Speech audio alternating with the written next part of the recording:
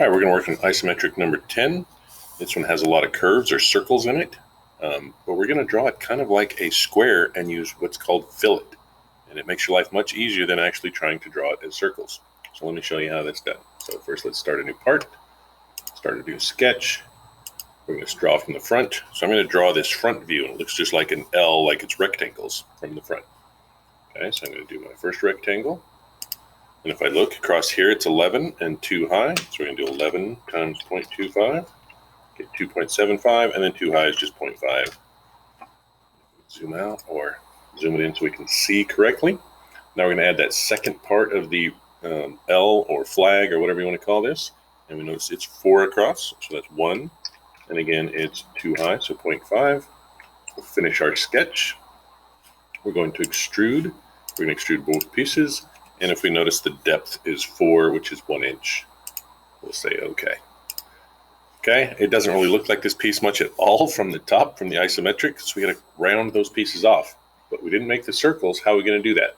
There's something called fillet.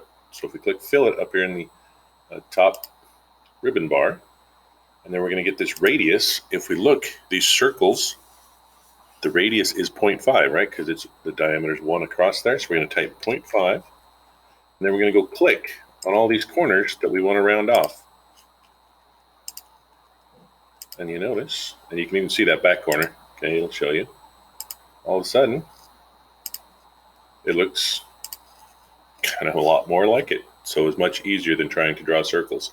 Now we just have to cut some holes down through. Okay, so I'm going to draw the first one up on here. I'm going to make a new sketch.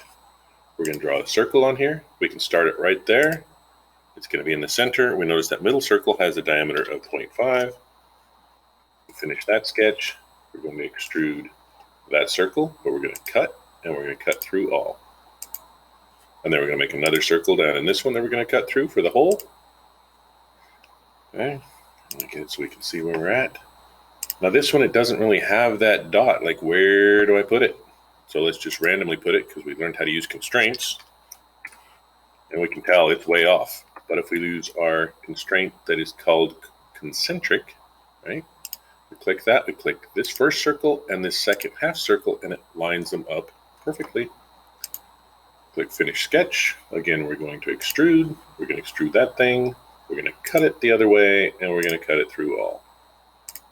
And say okay, and really, there is our part. You can see our holes go all the way through, and it looks just like number 10.